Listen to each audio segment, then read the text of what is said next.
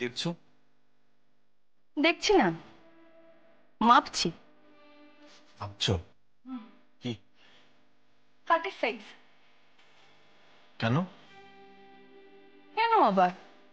দেখছি আমরা দুজন শোয়ার পরে, মানে আমি আর জুনিয়র শোয়ার পরে তোমাকে কোনোভাবে কষ্ট সৃষ্টি এখানে ফিটিং করানো যায় কিনা। মানে? মানে আমি আর জুনিয়র তো এখানে শোবো, তারপরে তোমার খাটে শোয়ার জায়গা কোথায়? আমাদের বাপু একটু হাত পা ছড়িয়ে শোয়ার অভ্যেস। বেশ তো, ও না তুমি হাত পা ছড়িয়ে, শুধু তোমার আর আমার আলাদা আলাদা জায়গার কি প্রয়োজন? মানে মানে ভাব হয়ে গেছে, ভাব। খালি নোংরা কথাটা।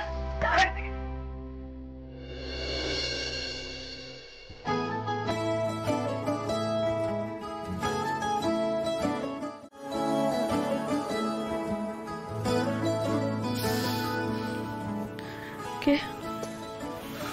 আমি রাই, আমি আসতে।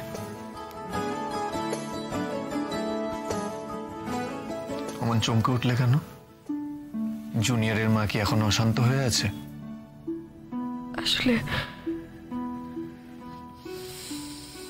বাদ দাও। কখন এলে তুমি? বেশ খানিকক্ষণ। ডাকনি কেন আমাকে? তোমার দিকে ভেবে তাকিয়ে থাকতে ভালো লাগছিল তাই। কি দেখছিলে আমার মুখের দিকে তাকিয়ে? আমাকে তো এখন দেখতে খারাপ হয়ে গেছে, চোখের তলায় কালি পড়ে গেছে, চোখগুলো ভেতরের দিকে ঢুকে গেছে, এটাই দেখছিলে? আমার অভ্যেস আছে। কি? ওই খারাপ দেখতে বউয়ের। এই রাই, কি হয়েছে? কাঁদছো কেন আবার?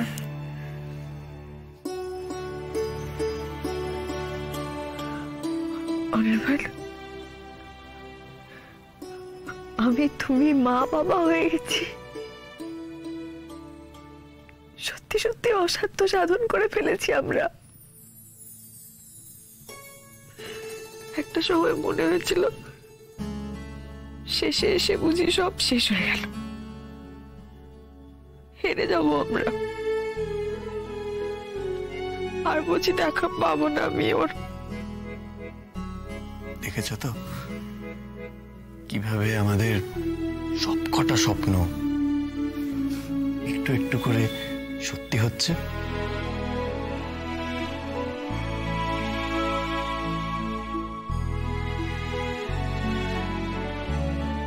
তুমি দেখেছো ওকে? দেখলাম তো। কি দেখলে? কার মতন দেখতে হয়েছে ও? ও ও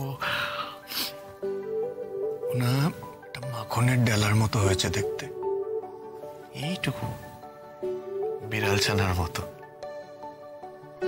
আমার এই হাতের চেটুর থেকেও ছোট্ট ছোট্ট এইটুকুটুকু হাত, ওর সরু সরু গোলাপি আঙ্গুল।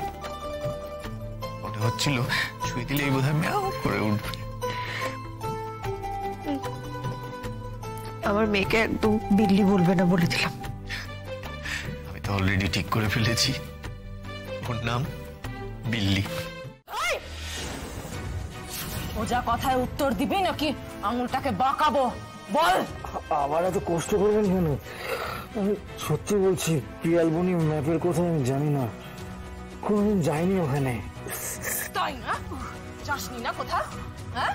আর কয়েকটা রদ্দা খেলে না সব মনে পড়ে যাবে, সব ম্যাপ একেবারে মুখস্থ হয়ে যাবে। এটা তো মারলেন, কিছু কি মনে করতে পেরেছেন? না, তোদের মতো ক্রিমিনালদের জন্য তো আমার স্পেশাল ট্রিটমেন্ট আছে। তোর ঈশ্বরের কাছে প্রে কর যেন সেটা তোর ওপর অ্যাপ্লাই না করতে হয়, বুঝেছিস? এবার পরিষ্কার করে বল, নীলাঞ্জনা মুখার্জি কি সেদিনকে বোনের সঙ্গে দেখা করতে গিয়েছিল?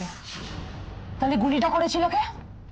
নীলাঞ্জনা মুখার্জি নিজে ইচ্ছে করে করেছিল নাকি অ্যাক্সিডেন্টালি হয়ে গেছিল? বল।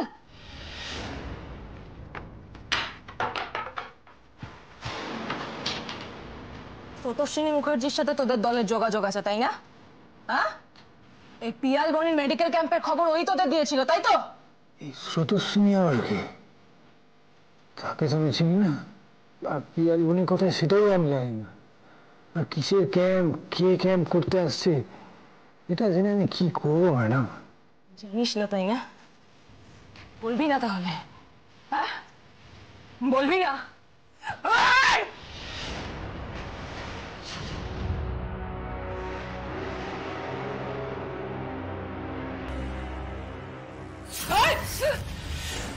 স্বীকার করে কোনো লাভ নেই নীলাঞ্জনা মুখার্জি, তোর বোন তোকে আইডেন্টিফাই করেছে।